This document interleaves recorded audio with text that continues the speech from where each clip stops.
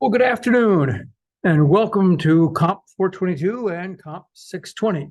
Hopefully, the online people are seeing the screen, the quote from Bruce Schneier. Anybody want to tell me that's true? Yeah, we can see it. Great. Thank you very much, Parker. Wonderful. Okay. All right, encryption. A couple notes. There are a couple assignments out there. Due a week from today is a password or a key cracking assignment. You'll use a tool called John the Ripper with a GUI interface called Johnny that goes on top of it to guess a bunch of passwords, to brute force attack password that has encrypted a zip file. In other words, there's a zip file that is your email address .zip is located at COMP620 COMP422 COMP620.online/encrypted. Don't forget that / your email address.zip. Should be able to download it. I think they're all there. I've checked. And then download, but we'll just follow the instructions. I think it works. Sad to say, it's a little bit more of a challenge on Apple Macs than it is on Windows systems. But persevere, it will work. You may have to turn off your antivirus system, particularly on a Mac. We're not dealing with Sunday school software here. We're doing nasty stuff. Now, we're doing it because we are the good guys. We are learning how this works. So do not do anything immoral or illegal. But your software may think so. So just get past that and keep going. Let me know if you have problems. There's also another assignment. Several people mentioned that they had difficulties converting to Octal. So just to, now that I've seen your weak spot, I'm going to go for blood and have an assignment that has you convert Octal to binary. I also gave you the answers, though, so don't worry. The answers are out there on the website. The COMP422 COMP620.online website has a page on how to convert between binary, hex, or octal, and decimal. And there's a quiz. It's an online quiz that you can take. They'll ask you 20 questions. Read the questions carefully. My biggest problem is answering the right answer to the wrong question. So read the questions carefully. It is a timed quiz. Note that it's timed.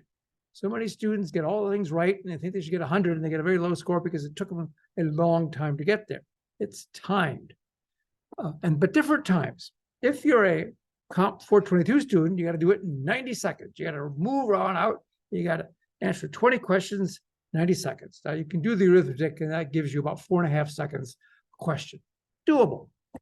If you are a certificate student, one of the post-baccalaureate certificate students, you get twice as long. You get 180 seconds. Generally, the students are older. And I can tell you, as I stand up here at the age of 70, that tend to get a little slower as you get old. So that give those students more time. And moderate, for other COMP620 students who are not certificates, you get 120 seconds. Okay. When you do the quiz, it will tell you your score based on the 90-second limit. So if you're an undergrad, you're a 422, you know you score right away. Otherwise, if you are a post-baccalaureate certificate student or a COMP620 student, you're going to have to figure it out. Don't worry. The score is sent to the server. Actually, the server doesn't send the score. It sends your time and the number correct and the name that you enter. Please enter the name that the university knows you as, because that's how I'm going to match you up to your grades in Blackboard. And eventually, after this thing is due, and you have a whole month to do it, when it's due, your grades will appear on Blackboard. But you know your grades because you'll have done it. Okay, this is sort of a background activity. Help you learn the octal system. I don't expect you to do it quickly, but by knowing how to do it quickly, you'll know it. Otherwise, you just look up the answers. All right, good enough. Any questions on the assignments? Then is this test that we have, the 90 seconds and the 180 and 120, is this a quiz we can take more than once, or is it a one-time thing? You can do it as often as you like. You repeat it over and over again, and I will give you your best score, not your last score, your very best score. So awesome. You can keep doing it and keep trying it again, and I'll take the best score you get. Yes. So eventually it doesn't become a time thing, it just becomes, can you get all the questions? And they're not really hard. Okay. Any other questions? Then moving on, a quick review. Last time we talked about security models, in particular, we mentioned the Bell-LaPuta model, which is used in the government and other agencies to do security. There are security levels and security categories. For security levels, you can read down, but there's no reads up. You cannot read from a higher level. You can read from the current level, or you can read from lower levels. Writes, you cannot write down. You can write up or write at the current level, but you cannot write down. This is a confidentiality model, which you cannot release. If you have top secret information, you can't tell anybody unless they're top secret. You cannot write it to a lower level and release that information. Okay. It's important to understand the dominating relationship. Dominating relationship is what you need in order to make things work. If one object, if say A is a human, if a human dominates the object, then you can read it. If the object dominates human, you can write it. Okay, and that involves also not only being a level above or equal to the groups, the categories of the object have to be a subset of the categories of the user. So let's take a look at some of the examples here. We have some, say, person is top secret with the categories grad and faculty.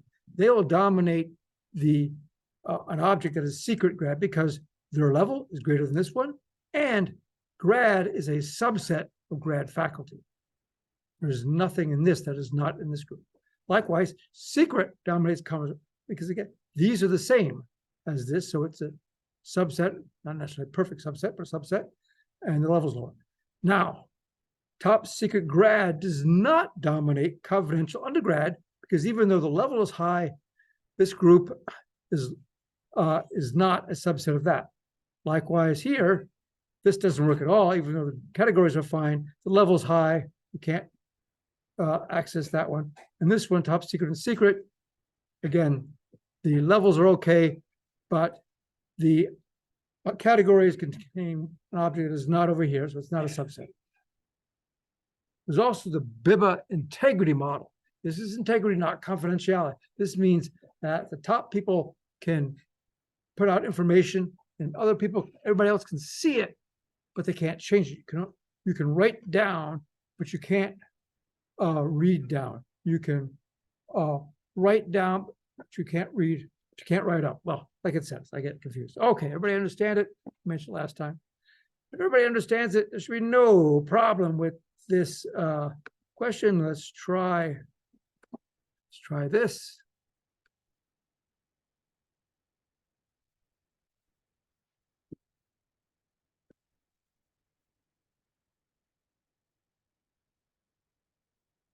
Anybody need, would you hand these out? Yeah, keep them, get one, keep it, bring it all semester. Don't lose it. Okay.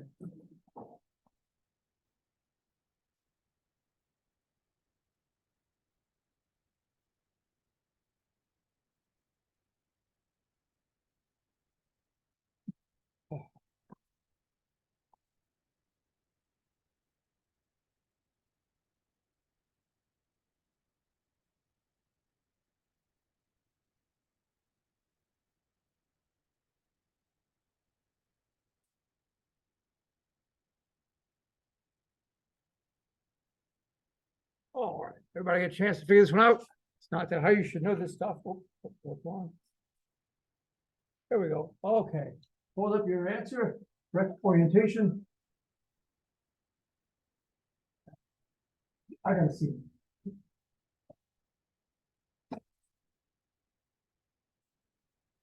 There. Okay. All right, gotcha. All right. We have a difference of opinion. And the online group is done a little bit better than the in-class group. Let's just take a look at this. The answer is read. Okay. No. I'm sorry. It's not read. The answer is none. None. Yes. The answer is none. I'm sorry. The notes I have for myself are wrong. The answer is none. Because even though secret is a higher level, the dog cat is not a subset of cat. So even though George has access to cat, can't get to a dog cat. Okay, everybody see it? So the answer is none. All right, the class is in-person people are doing better than the online people. All right, then we're done with that. Moving on. Okay, what today's topic is encryption. Encryption is an important security tool. It is not everything to security. There's a lot more we're going to talk about. We're going to talk about encryption today and next Monday, but that's not all there is to security, but it is important. We'll use it in many aspects of security. And I know almost every security course you take here at A&T talks about encryption. Why should I be different? But there's no real hierarchy in courses, so I'm going to cover it again. All right. So here's the basic concept of cryptography. It's taking some data, which we generally call plain text. Plain text meaning there's nothing done to it. It doesn't have to be text. It can be a picture. It can be a document. It can be sound. It can be a program. It can be whatever. It's just bits are bits. It doesn't matter. You take some bits and you run them through an encryption program, also inputting a key. And that creates what we call ciphertext. Ciphertext that's all jumbled up, just doesn't seem to make any sense at all. And then you can read it, convert it back to the original plain text if you run it through a decryption program, giving it the appropriate key. So in the middle, it's the ciphertext that nobody can understand until you run it through the decryption, the proper key. And then it makes sense. So the ciphertext is the encrypted version. It looks just like a random bunch of bits. Can't make heads or tails of it. Now, I might mention, I spent a little bit of time on other methods that scramble up text so it looks kind of random, but it's not. There's compression and encoding. The compression is a way of reducing the size of a file. It's used a lot because we've now learned we can compress things pretty quickly and therefore save time in transmitting things, save time storing it. A lot of things transmit. Your zip files are compressed. There's zip, PK zip, a couple other zip things. Those are lossless compression. Lossless compression is used usually for text programs where you compress it, and then when you expand it or uncompress it, you get back exactly what it was when you started. So you press it, get it back. There's also lossy compression. That's a little bit different. Lossy compression, you can compress it down, and when you expand it back, it's similar, but not necessarily exactly the same as it was you compressed it. Now, what good is that, you may say? Well, humans can't always differentiate between 100% good and almost good. In other words, our eyes cannot really detect the difference often between a perfect picture and one that's just a slightly different, particularly our ears. Yeah, when you get old, let me tell you, your ears can't hear anything. So you don't always care if a bit or two is different. It sounds good to you. So lossy things like JPEG, and then the MPEG, which is used for videos and sounds, audio, those compress it. When you expand it, it sounds almost as the same, not 100%. Most ears cannot tell the difference. So it saves a lot. I have some pictures I stole from someplace, I don't know where. Here's a JPEG. And this one with the Q is the quality number. You can change the quality of a JPEG from 100 down to 1.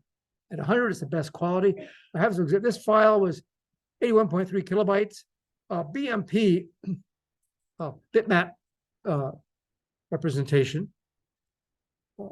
That doesn't do any compression at all. BMP file stores each pixel as full color, and so it takes a lot. So that's 219 kilobytes. So it's a lot of space. So this, even though 100%, it's only 37% of the BMP. So it's done quite a bit of compression as it is. That's at 100%. You do it down to 50, it's even smaller yet. It's 18% of 100. And I can't see any difference there. So that's it. Now, if you get down to 25, you look carefully, 25, you have good eyes, 25 is now 11.5% of 100% quality. it's starting to degrade. You get down to 10, and as if it's starting to look kind of miserable. And then I get on the 1. 1 is horrible. You can still kind of sort of see the picture, but it's less, it's a little bit less than 2% of the whole thing. So depending on what quality, you probably don't want quality 1. That's probably not real good. Quality 10, if you really need to compress it, that will work. But you can see you can get some tremendous amount. Okay, so that's lossless compression. Let me explain compression algorithm. You might explain. Imagine you're sending a text message on your phone. When I type in my text, I type in some letters, and it gives me a couple words I could choose from, or I can keep on typing, or I can just choose those words, and it will put it in there, and I keep going on. So if I type in the letters TEC, it gives me 9 suggestions. By the way, those suggestions come from a large language model, which you may hear in the word, people talk about AI. It is large language models that give you suggestions. Okay, and when I look at those 9 words, technology was the second one on the list. So I click the second one. Now I could save space or time in transmitting this by transmitting not the whole word technology, but TEC2, and that would tell me, oh, when you get to the word technology, pick the second one. And I'm saved 40%. So it's a lot faster. That's kind of, it's reducing the redundancy. In English, there's a lot of assumed things. Humans kind of know what you're going to say, so you don't have to always say it all. When you're typing things, frequently Microsoft Word will tell you what that sentence ought to be, and it's usually correct. If you don't like that. So that's how it compresses. Okay, that's compression. Moving on to something else, which is not compression, but still scrambles up things, is base 64 encoding. Base 64 encoding is used when you have to send basically binary values over some sort of channel that only likes letters and numbers. So it converts any bunch of bits into letters and numbers. There are 256, which is, by the way, is 2 to the 8 values in an 8-bit byte. Keyboard only has 92 of them. That leaves 164 bytes you can't even enter on the keyboard.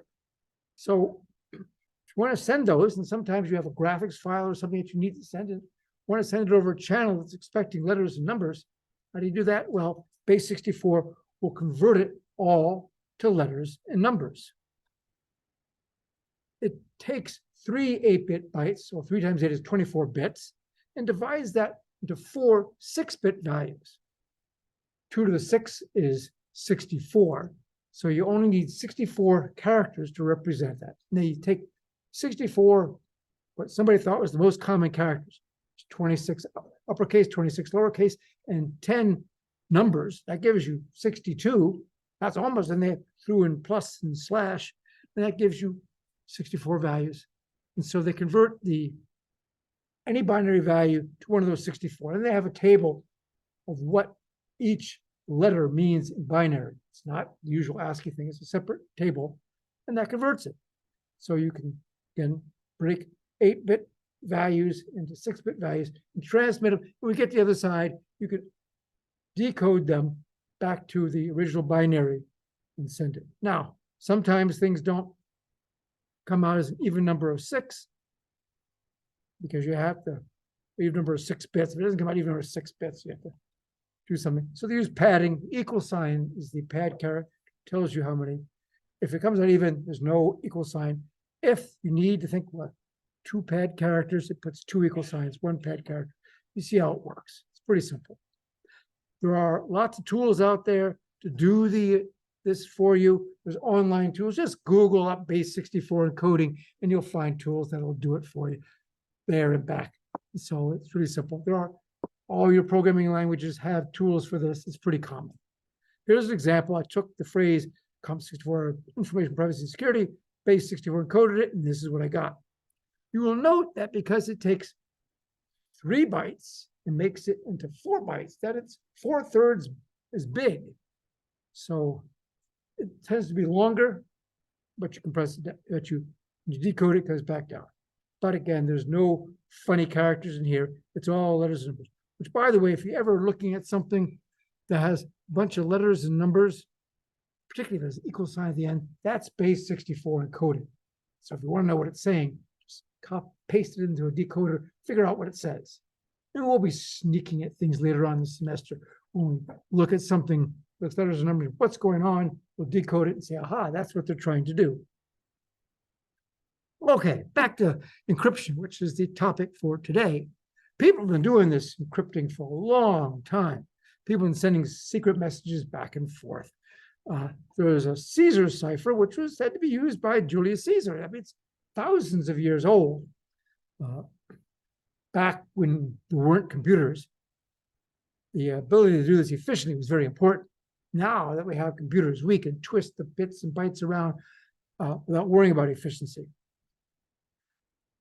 Typically, when you encrypt things, you can encrypt things to send it over a network, or you can encrypt things to put it in a file so you can look at it later.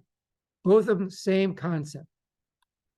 The Caesar cipher that I mentioned is really simple. Get out your decoder ring, and all it is that you either shift the numbers up so many or down so many. So you say you're going to shift the numbers up by 3. So A goes to B, C, D. A comes to D, B comes to E, and so forth. There's only 26 possible outcomes. So it's not too hard. You start with the original ciphertext. And then you shift it by 1 letter. Nah, still looks like junk. Shift it by 2, looks like junk. Shift it by 3, and oh no, we've got something here. And so it doesn't take long to figure this one out. With the help of a computer, you can get this one easily. Caesar ciphers are they're good for kids. They're no good for computers. When you're doing a cryptanalysis or trying to decipher something, there are 3 levels of having the information. There's ciphertext only. That's when you have a bunch of encrypted and you're wondering, what does this mean? You have no idea and you're trying to figure it out. Known plain text means you've got a piece of encrypted material and you know what it was like before. All you're trying to do is figure out the key. This is useful if somebody's repeating a key.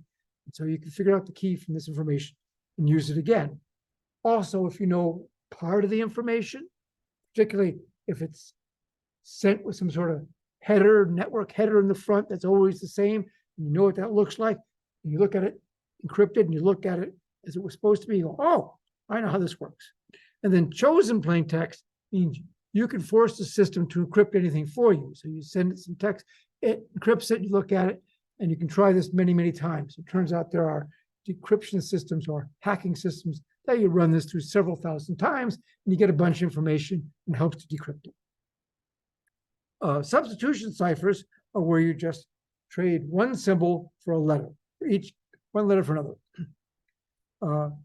Here's I got this from a Sherlock Holmes novel. That's a encryption system. There are 26 letters, so there's 26 factorial possible combinations of those letters if you want to brute force it. That's a large number. 4 times 10 to the 26 is a big value. But you can get by much simpler. Letter frequencies help a lot. In the English language, E, the letter E, is much more common than any other letter. Then you get what T's and A's and so forth. Hardly anybody uses Z's or Q's or J's in the letter. So you go, here's something I have encrypted this statement. And we try to, what does that mean? Well, I took this and I analyzed how often do each one of these silly symbols appear?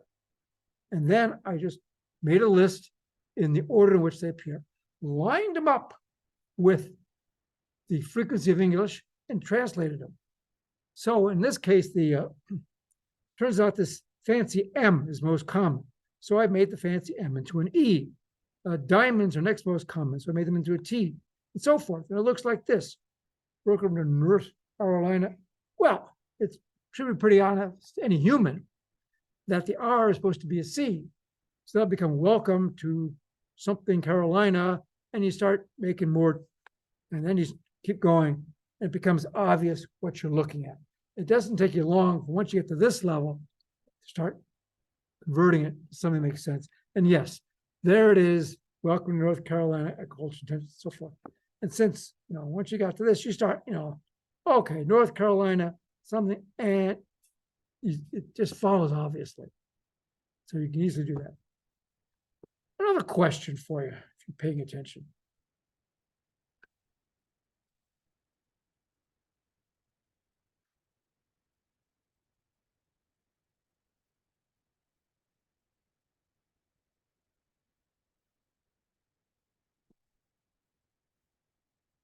Oh, okay.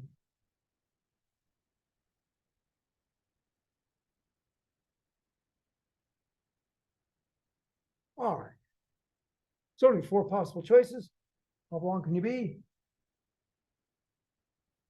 Got an answer? Pick up the card. Everybody got a card, right? Okay. The proper orientation, so I know what it looks like. I got to see it. Just looking at it yourself doesn't work. Okay. All right.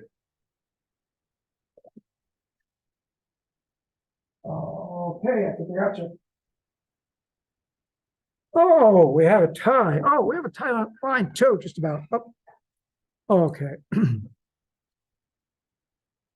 And the poll shows the results. 1-to-1 mapping was a good answer. That would be the correct answer. It is 1-to-1, meaning for every piece of cipher or plain text, you go to one unique piece of ciphertext. That's necessary because you have to go backwards. If you went to multiple different pieces of ciphertext, then how would you know how to get back? So it's 1-to-1 mapping. For the mathematicians out there, you're happy with this. Okay. All right. Enough of that. Oops. Polls. Stop sharing. Go there. Back to this. All right. You get a little fancier with your encryption. These are simple encryptions from long ago, 1553. This one where you take a piece of key, some letters, and you repeat the letters over and over again, and you take the plain text and you add it to the characters. It helps if A is 1, B is 2, and so forth. You add them together, mod 26, so it wraps around. In fact, if you have your decoder ring, it works really easily. Just do that, and then you get the encryption key. This is a little bit more difficult to decode than the Caesar cipher because each letter is decrypted differently than the other one. Nevertheless, it's not too hard to decipher. Character frequency does it very well because the key repeats, and after a while you start to see patterns. There is the running key cipher, which is similar. It just uses a long key that is as long as the text. T is, again, some sort of text. Frequently, this is done in the spy days by taking some common publication that you and the spies had. A common way to do it with spies is you might have a Bible, and the beginning of the coded message, you say like 5, 16, 14, what book, verse you start with, and you take that, and you edit it. Assuming it's long enough, it makes it difficult to decipher. Here we have it, text, and again, okay. Now, you can make it really difficult if you use a random key.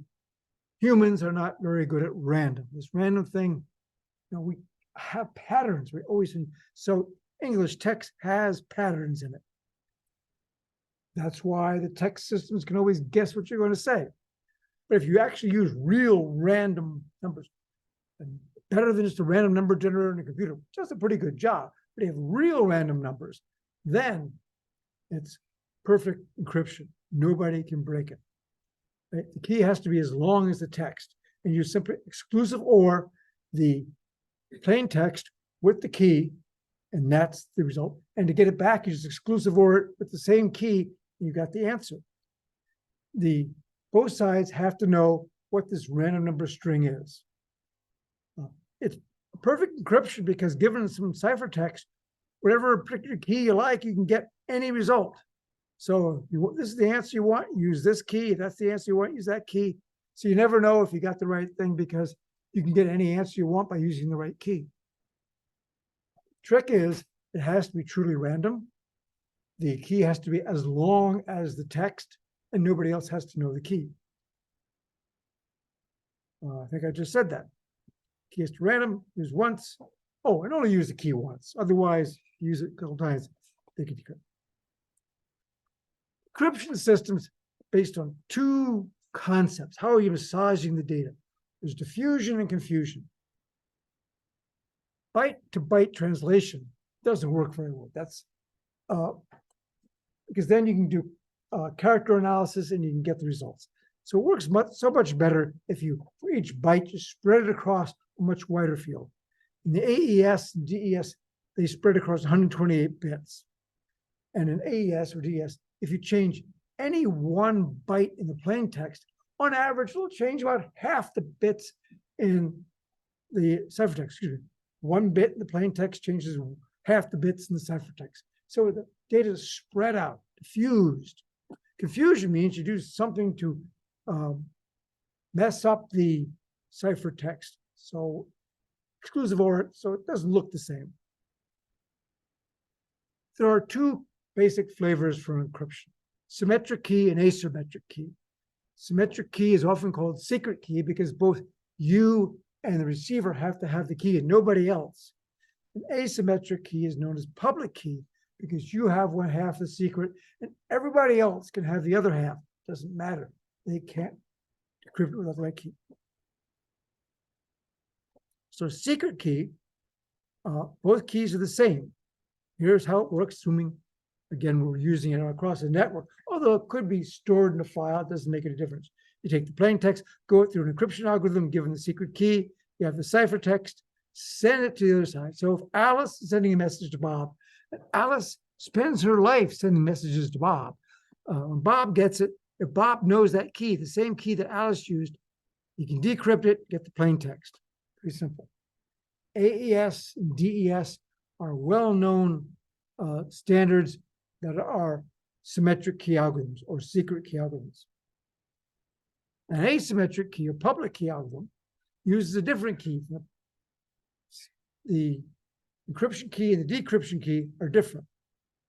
So here, in this case, we're going to send a message and we only want Bob to receive it. So Alice gets Bob's public key. Anybody can get Bob's public key. Anybody gets Bob's public key, uses Bob's public key, gets ciphertext and sends it. But only Bob has the other half.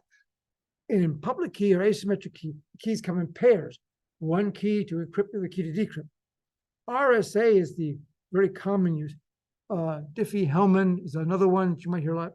The nice thing about the RSA is you can encrypt with either half. You can encrypt with the public key so that only Bob can decrypt it, or you can encrypt it with the private key, and anybody with the public key can encrypt it.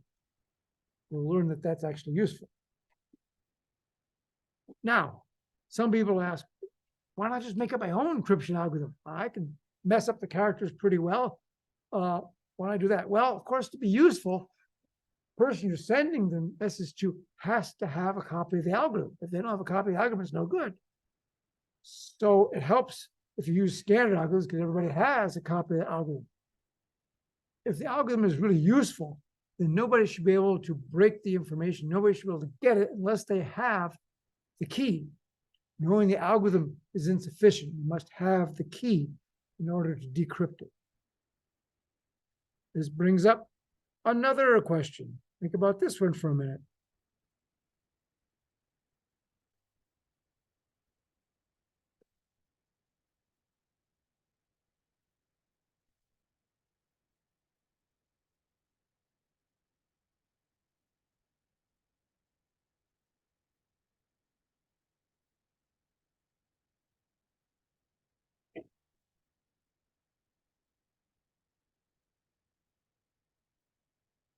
Okay, let's find out here in class picture.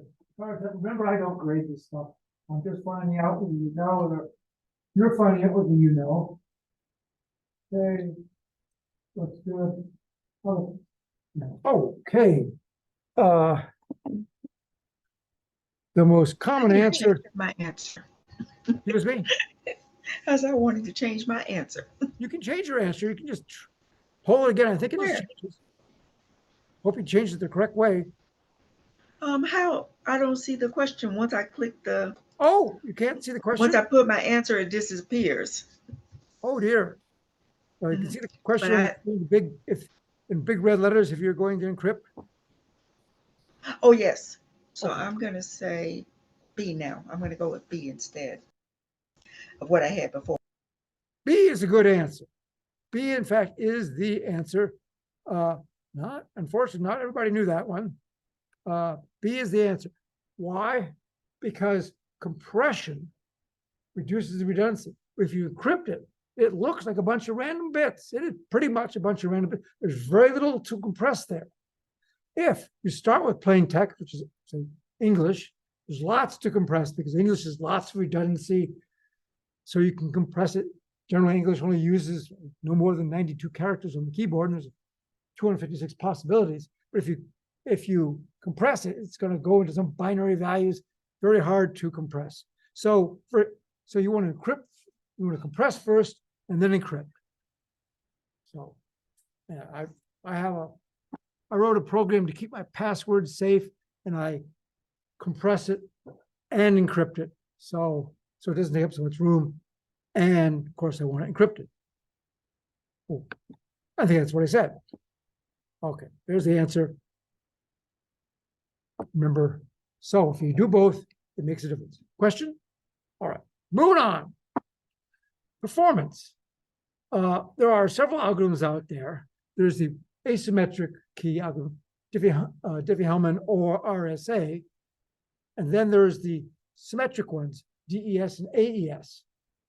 The RSA algorithms are much, much slower than the symmetric key ones. DES and particularly AES is much faster than RSA. It's easy to implement AES in hardware. In fact, your Intel, your AMD, your ARM processors have instructions in them, at least your Intel have instructions in them to do the AES encryptions. Now, as we'll learn, AES encryption is multiple stages. You repeat this thing several times, and the instruction does it once, but you can repeat it and do it many times. So, and you can even implement AES in software. The RSA you can do in software. I haven't seen any implementations in hardware, and it's not so. There are hybrid systems that do both, and we'll talk about that later. Okay. The longer the key is, the bigger the key is, the more secure. Think extremes. If you have only a 2-bit key, 2 to the 2 is 4, there's only 4 possible keys. We can guess 4 keys pretty quickly.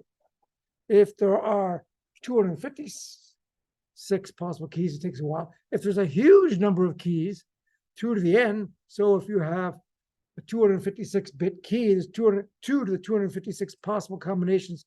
That is a huge number of possible combinations. Of course, you're likely to guess it halfway through, so you only have to guess half as many times, 2 to the n minus 1, but that can be a big number. Asymmetric keys cannot use every possible bit. There is an algorithm we'll discuss shortly on how to how to create the keys. Whereas in AES, typically they just use random numbers. You make a random number and that's what you use for the key. It doesn't matter. Almost any random number works. Turns out if the random number has, I think, 17 or more 0 bits in a row, it might not be a really good key. And that doesn't happen very often, only 2 to the 17th times, but you can check your key if you want to, or you can not worry about it. So most of them just use random numbers. DES uses 56-bit keys. DES was made, in the 70s, I think. And people thought the RSA, which only wanted 56 bits, was kind of trying to make an encryption key that everybody in the United States could work, and they could decrypt if they needed to. That's your government for you. So people now use triple DES, which encrypts it 3 times with DES using 2 keys. We'll get to that.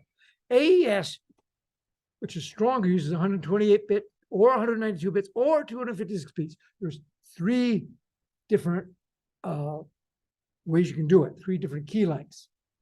And so if you're really going to keep it really secure, use 256 bits. If you don't really care, use 128 bits. 128 bits will take a tremendously long time to decrypt anyway.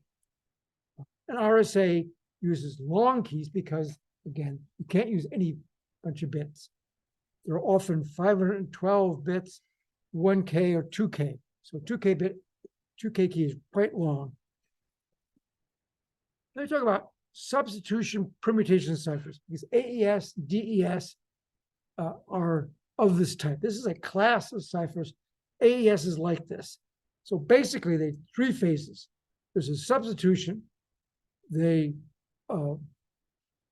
substitute bits around. They then rearrange the bits. And let me show you a picture. Here, picture I think explains it pretty well. Okay, you take the, say, coming in from the top, going out the bottom. The data comes in, and we exclusive OR the key with the data. So this green box represents an exclusive OR. The exclusive OR with the key. Then you run it through substitution boxes. The substitute or S box, they just take one set of inputs and put it to another set of different set of outputs. And then we rearrange the bits. You know, this bit from here goes over there, this bit goes, or diffusion. That's doing the diffusion part where we rearrange the bits. And you repeat this over and over again several times, and you end up with encryption. And then you can do again and get back to the end. The S box, okay, so it's exclusive OR through the S boxes and then rearranging the bits. In this particular example, it looks like they're rearranging the bits every time. They don't have to be the same every time. You want to be tricky, you can rearrange it in different patterns every time, which is what AES does. The substitution boxes are just substitutions. Given some input pattern, it puts an output pattern. And there's, in this case, it's a 3-bit now. Other algorithms, like I think AES uses an 8-bit substitution pattern. This is 3 bits because it's easy. There's 2 to the 3 or 8 possible combinations. Here are all the 8 possible values. There's random possible combinations that I made up myself. Now, the S boxes can also contract or expand. Here, there are 3 bits input and 2 bits out. And so that can be done sometimes. What are those S boxes? We talked about ciphers.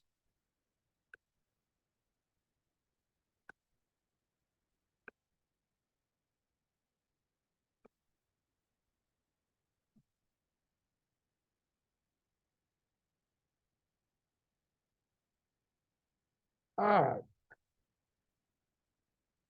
Again, get the proper orientation to the card, and we'll try again. Maybe we'll happen.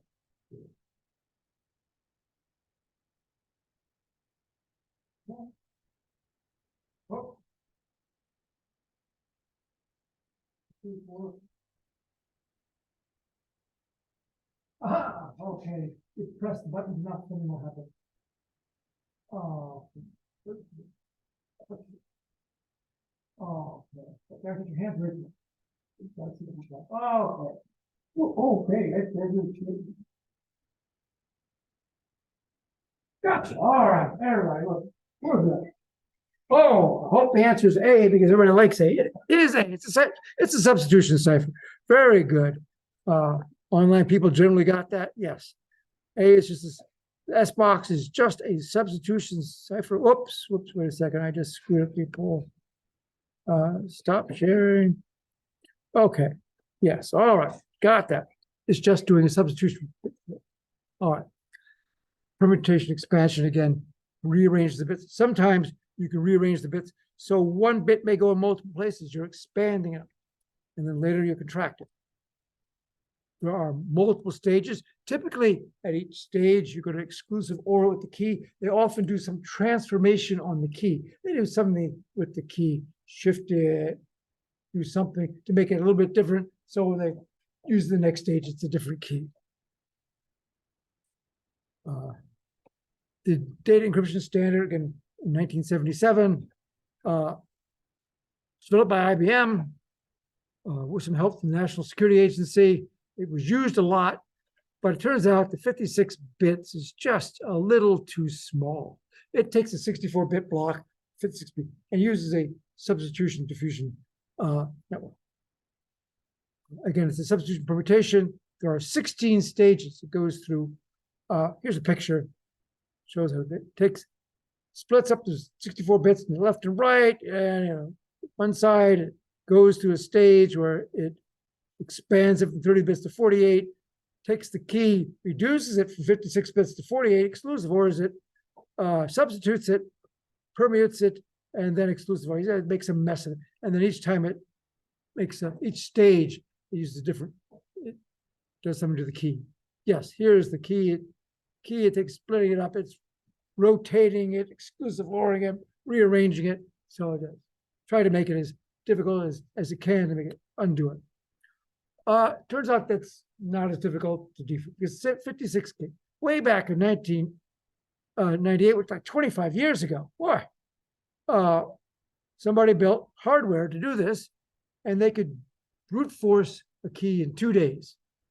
Well, that was 25 years ago. Now, everybody's laptop has instructions to do it by hardware. You can do it much faster. In just a few minutes, you can do it. Yes, so it's not that hard. Also, cryptanalysis has found a few weaknesses. And they found that you can reduce, instead of 2 to the 56, they've got it down to 2 to the 47 pairs you have to. So the DES key is too short. Brute force attacks can defeat it. How long does it take? Well, if you try 2 to the 47 keys, which is not a small number. We're not going to click on this one. How long is that? Say you can do 1 million keys. It's like you're doing this in your laptop. I just made up 1 million keys. It's like I have no idea if that's fast or not. Well, being 1 million is about 2 to the 20. So you got 2 to the 47 divided, you got 2 to 27 seconds. Do it, and that's about 4¼ years. That's a long time to break it. Not infinity, but it's a long time. But that's just using the laptop. Fastest supercomputers we have out there have 8,730,000 cores. So they can do it in 15.4 seconds, which is pretty good. Triple DES was somebody's answer to how to fix this problem. Triple DES, you use not 3, but 2 keys. Some people use 3 keys for triple DES, but generally they use 2 keys. So we use 2 keys, so 56 bits times 2 is 112, and they start by encrypting it with key 1. They decrypt it with another key, and they encrypt it again with key 3. Now, you can use key 1 and key 3 can be the same if you want. So a lot of times with triple DES, they're just using 2 keys. They're encrypting it 3 times. And that makes it much stronger than the original DES. But nowadays, it's still not being effective. In fact, National Institute of Standards and Technology says you just shouldn't do this. They've deprecated it. It's no longer useful. No applications should be created with it, and should be gone by now. So it's just not good enough. The answer to your encryption needs is AES, the Advanced Encryption Standard. It was made 20-some years ago by Belgian researchers. It's interesting to note, I thought, that when the National Security Agency and the National Institute of Standards had a competition to find a new encryption, that they picked one made by people in another country, in Belgium. But apparently they tested it very carefully and believe that it's secure. And again, as I mentioned, it encrypts blocks of 128 bits using either 120-bit, 194, 256-bit keys, and doing so many times through the algorithm. It goes through that stack, doing the encryption, the S boxes, and a number of stages depends on how big the keys are. So if you don't really care, if you're just trying to encrypt it up, 10 rounds of 120-bit keys will keep people out of it for years and years and years. 14 rounds of 256-bit keys will keep it out until the sun dies. Okay. AES algorithms. Let me explain the AES algorithm briefly. Now I'm going to tell you in a few slides from now that I do not, as Ken Williams' opinion, I don't believe that I should ever ask you exactly how does the AES algorithm work. I know that's a popular question for other faculties. Encrypt, write a program that does the AES. It's not worthwhile. We'll get to that in a minute. But you ought to have a brief idea how it works. So let me explain to you basically how it works. And again, it's that permutation shuffling stuff around. We've got Wednesday's round key, substitute the bytes, shift the rows, mix the columns. There goes. I have some pictures that I stole from Wikipedia. Okay, first thing, you can take now they group the bits into 16-bit values, 4x4, but you can think of it as a 4x4 matrix, 16-bit values. And of course, there are, if I use 128 bits, there are 8 of these. So each group, 4, they simply exclusive OR the appropriate bits into there. You get it. Okay. Then they do an S box. They run this thing through an S box. So it takes each bit pad of the S box. Oh, actually, this is 8 by 8. These are bytes. How many bytes before? Yes. Okay, they're bytes, and you come up with the bytes here. So it's a substitution. Just S box, just like DES. Then it shifts. You have this matrix. It shifts the bytes to a circular shift. Top row stays the same, the next row shifts by 1, and they circle around, so it messes up like that. And then they rearrange the columns. So this time it is completely messed up, but you can undo it by doing the same thing. You can make this even faster. People worry about this if you're going to implement it in hardware by combining some of the shifts and substitutions. You can do this all together and have a great big lookup table. Well, 4 kilobytes isn't that big. And therefore, you can, with a bunch of lookup tables, since there are multiple stages, you can then make it much faster. And as I mentioned before, most of your modern processors, your ARM, your Intel, your AMD, have instructions to do this. They do 1 stage per instruction. So you have to do it either 10, 12, 16 times to get to encrypt it. But it does all that. But so far, nobody's found a way to undo AES encryption, which what makes it pretty secure. You can try brute force, but nobody knows anything faster than brute force. And somebody did find a way that they could make it 4 times faster than brute force.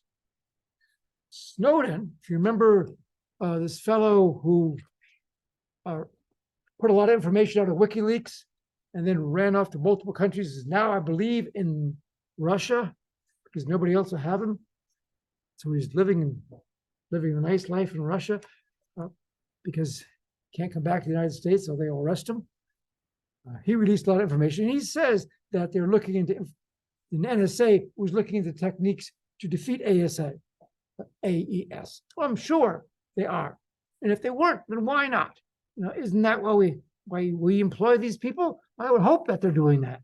So, but they haven't found anything better than making it 4 times faster than brute force. Brute force is 2 to the 52 to the 256. What's 1/4 of that? Get out your calculators. Let's try that one. This I know is a math problem. It's going to hurt for those people who are not mathematicians, but let's just give it a try.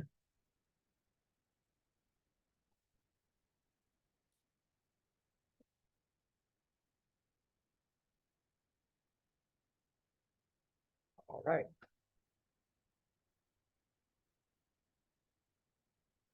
Three cards. Yeah. Short to me. Short to phone. And now, I'm going to work with the calculator.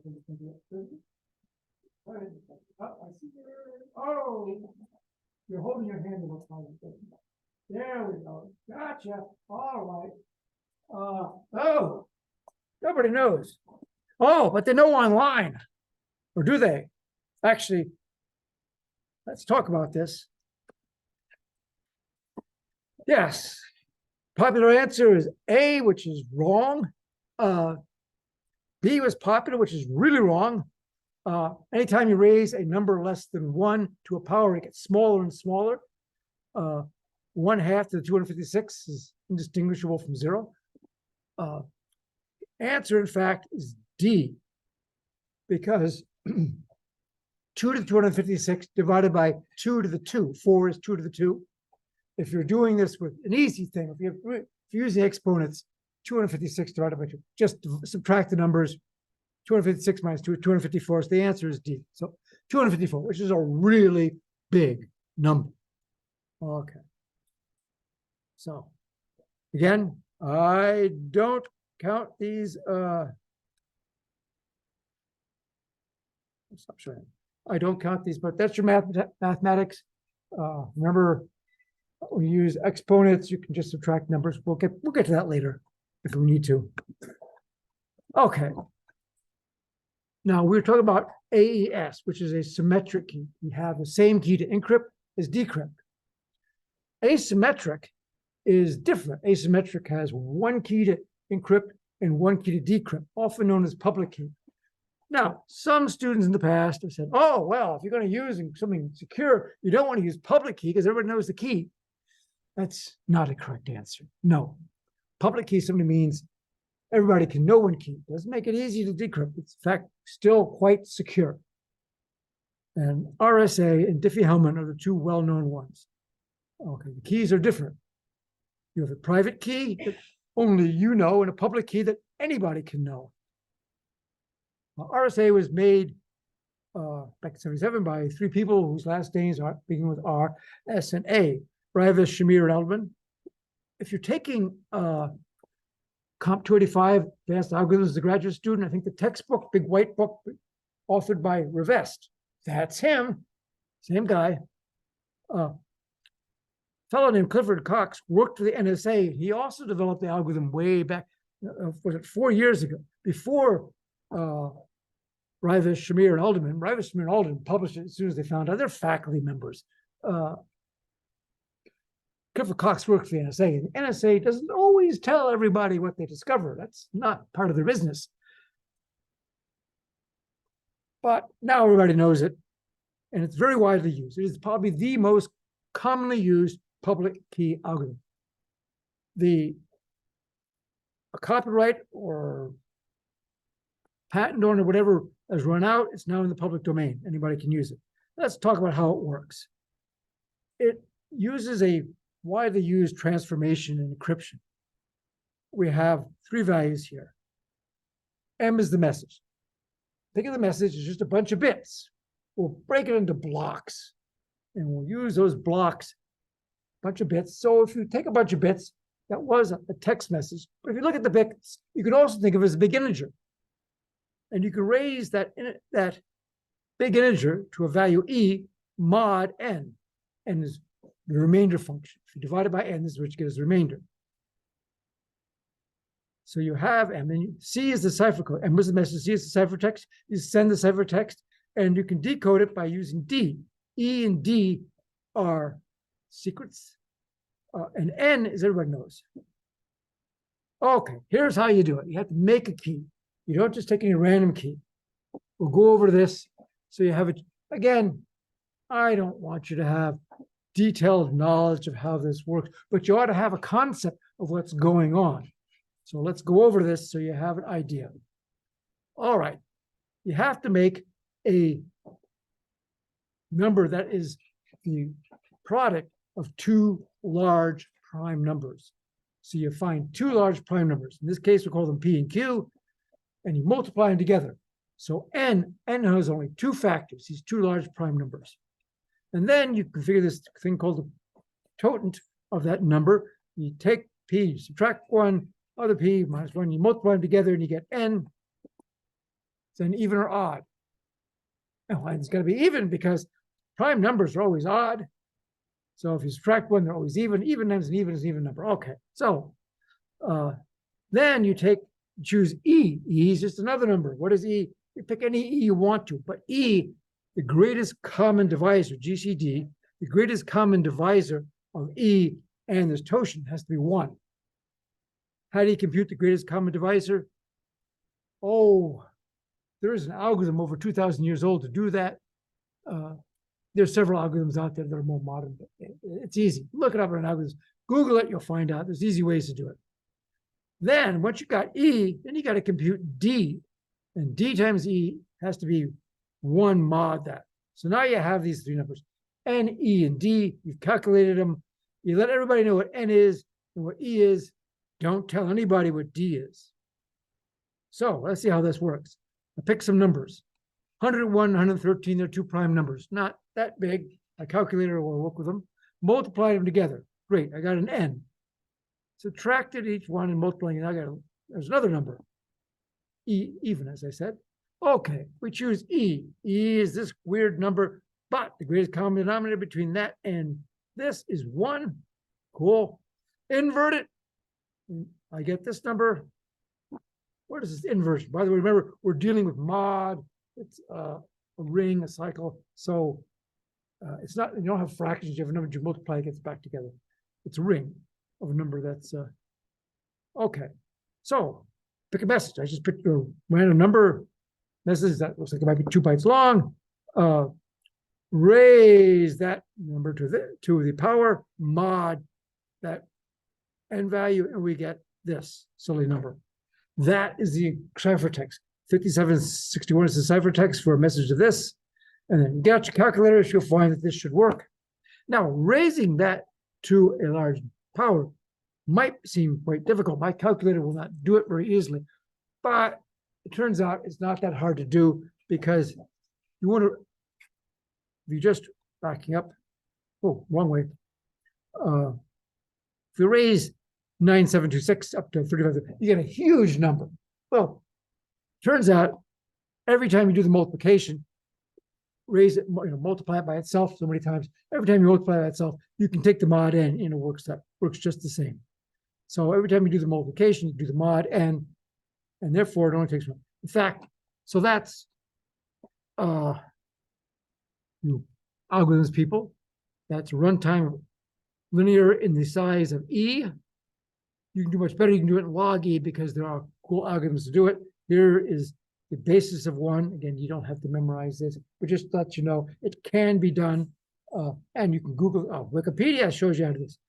Basically, you take a number and the exponent, you have base exponent modulus, you try to figure out it's greater than 0. You keep, again, multiply it, mod. It's greater, shift it down, which, by the way, shifting by 1 divides it by 2. Do it again. Keep doing this, you get the result much faster.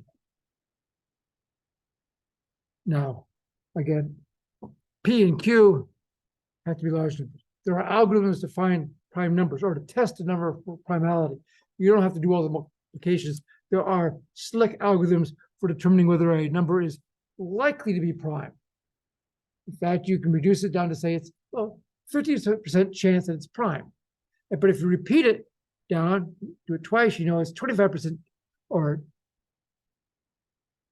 50% chance it's not prime. You do it twice, you know it's 25% chance it's not prime. You do this 32% times, and it's 1 in a couple billion chance that it's not prime. And after that, you feel pretty confident that it's probably prime, and it will do.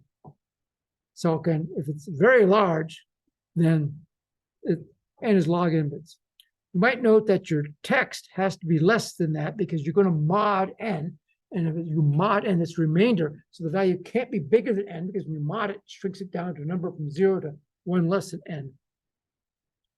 Okay. Another clicker question just to see if you're awake. Try this one.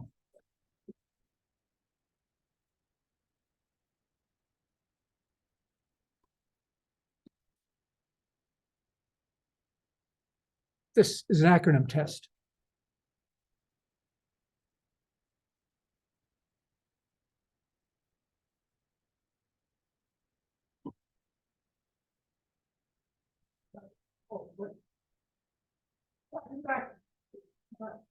You're looking at it. I'm not looking at it. Okay, that works better. We got it. All right. Whoa.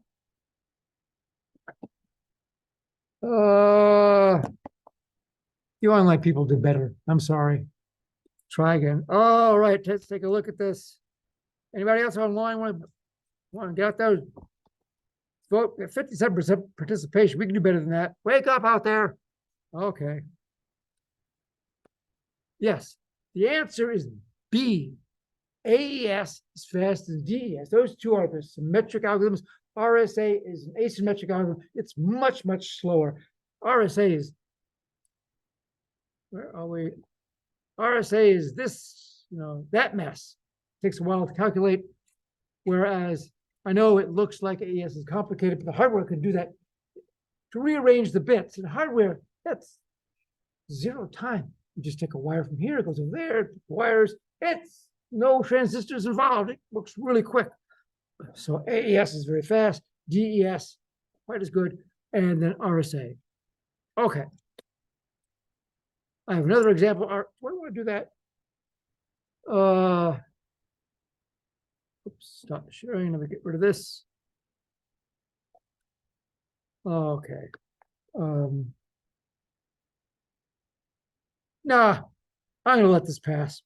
Trust me, it works. Oh, yes. Do this one time through, see his bit, you're gonna do mod, it's gonna be small. Okay. Oh, yes, in this case, E, where's M? Oh, M is this, M number is here. C, the encrypted value is much, much bigger than M because the algorithm makes, so you have to account for the fact that you're going to get big values.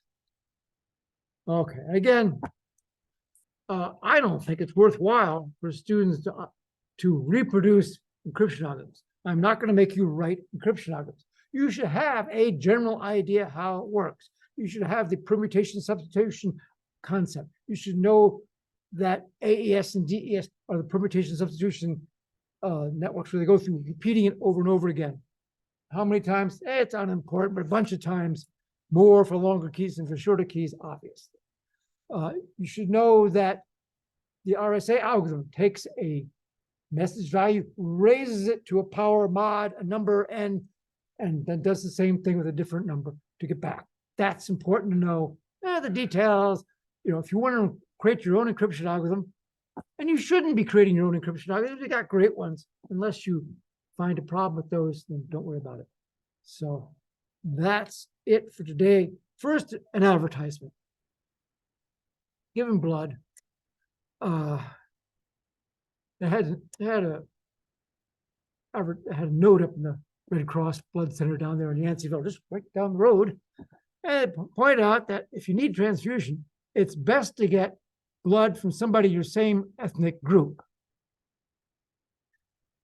When I was there, I looked around, I've never seen an African American giving blood. And I give a lot of blood. I think I am now up to 325 units. I should be approved by now. But yeah, 33% of the people in Guilford County are African Americans. Figure it out, folks. So why don't you go out and save somebody's life? You'd be glad you did it. I know some people cannot get blood because they've got some medical conditions. Yeah, don't do it. But most of you can. Why don't you give it a try? Blood only takes half an hour. I give platelets. It takes about 2 hours. You can do it every week if you're really weird. Okay. Reminder, the password of the key cracking assignment is out there. It's due a week from today at midnight. You need to get the John the Ripper tool and Johnny, which is a GUI interface that sits on top of John the Ripper. It works better on Windows systems. You can do it on Apple systems. It has been done. Also, this is not Sunday school software. We're dealing with nasty stuff. So your antiviruses might complain a little bit. Don't worry, it's not attacking your system. You're attacking somebody's system. So you might have to disable your antivirus. Put it back on as soon as you're done with this. Okay. There's also a number-based assignment. The answers are out there. Take a look at the website, the COMP422,